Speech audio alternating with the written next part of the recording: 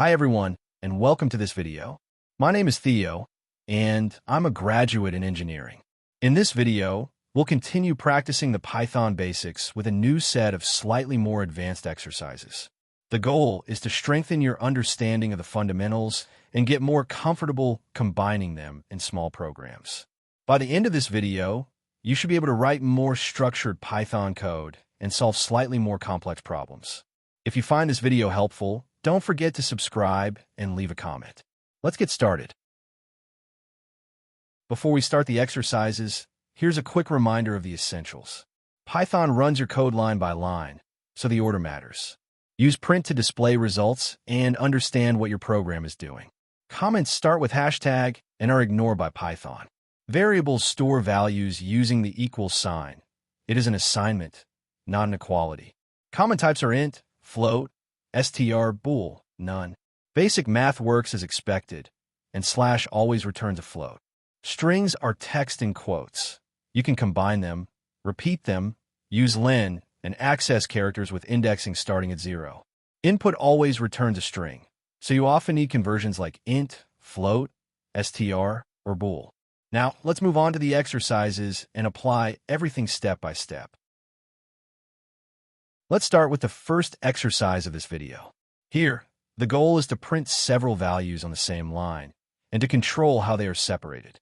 I begin with the print function. Inside print, I pass 3 values, the numbers 2025, 9, and 21. By default, Python would separate them with spaces. To change this behavior, I use the set parameter. The set parameter tells Python what to put between each value when printing. In this case, I set sep to a /. This means that instead of spaces, Python will insert a slash between the numbers. When I run this line, Python prints all 3 numbers on the same line, separated exactly as requested, resulting in a formatted date-like output. Let's move on to the second exercise. In this exercise, the goal is to understand how a variable can be updated using its previous value. I start by creating a variable called number, and I store the value 10 inside it. At this point, the variable holds the initial value. On the next line, I update the variable. I take the current value of number, add 5 to it, and store the result back into the same variable. This replaces the old value with the new one. Finally, I print the value of number. Python displays the updated value, which reflects the calculation we just performed. When the program runs, Python executes the code from top to bottom, first storing the value, then updating it, and printing the result. Let's move on to the third exercise. In this exercise, we're going to work with strings and simple string operations. I start by asking the user for a word using the input function. The program waits for the user to type a word, and the value is stored as a string in the variable word.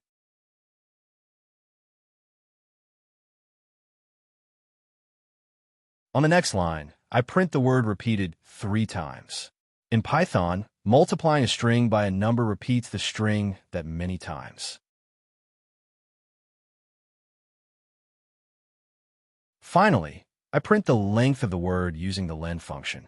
This counts how many characters the string contains. When I run the program, Python executes the code from top to bottom. It reads the user input, performs the string repetition, and then prints the length of the word.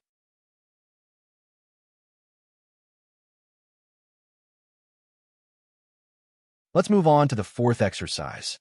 In this exercise, we're working with mixed types, meaning we'll combine numbers and text in the same program.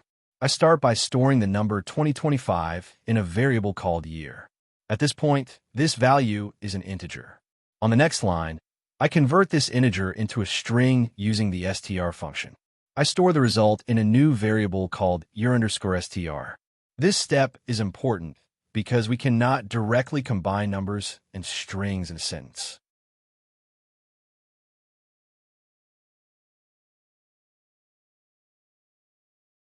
Finally, I print a sentence using string concatenation.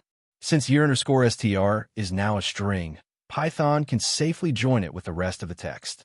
When the program runs, Python executes each line in order. It stores the number, converts it to text, and then prints a clear, formatted sentence. Let's move on to the fifth exercise. In this exercise, we're going to work with integer division and the remainder of a division. I start by asking the user for the first integer using the input function. The value entered by the user is stored as a string in the variable a.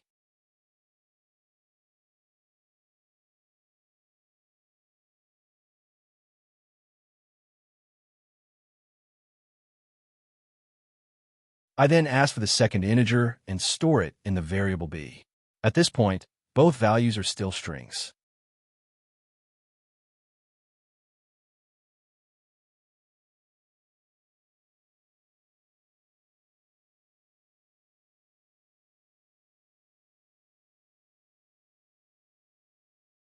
On the next lines, I convert both inputs to integers using the int function. This step is necessary because mathematical operations cannot be performed on strings.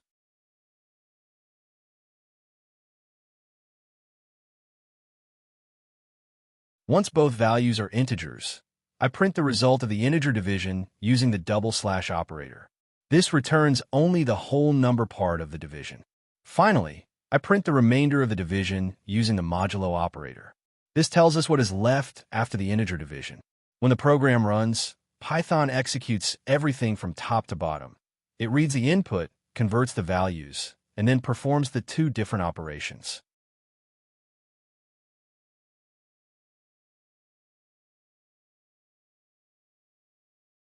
Let's move on to the sixth exercise.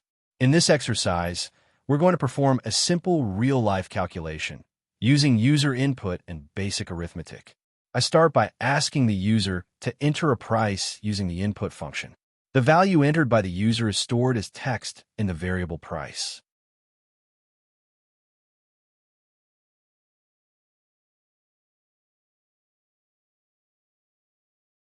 On the next line, I convert this value to a decimal number using the float function. This allows Python to perform calculations with the price.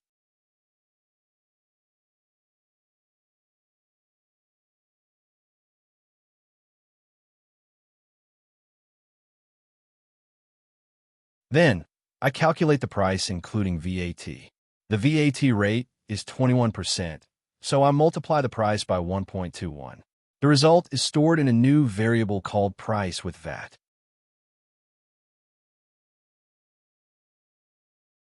Finally, I print the value of price with VAT to display the final price including VAT. When the program runs, Python reads the user input, converts it to a number, applies the calculation, and prints the result step by step. Let's move on to the final exercise of this video. This exercise combines several concepts we've seen so far. I start by asking the user for their name using the input function. The value entered is stored as text in the variable name.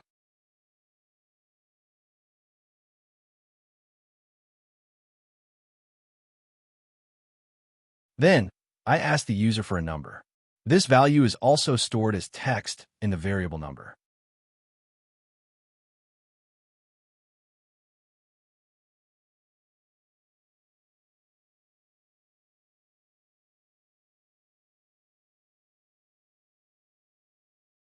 On the next line, I convert the number to an integer using the int function. This allows Python to treat it as a numerical value. After that, I compute the square of the number. To do this, I multiply the number by itself, and I store the result in a new variable called square. First, I print the value of square to directly display the numerical result.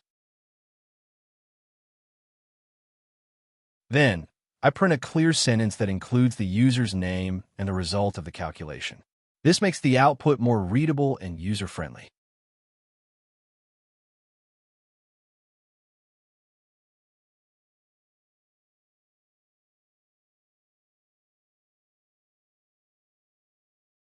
When the program runs, Python executes everything from top to bottom.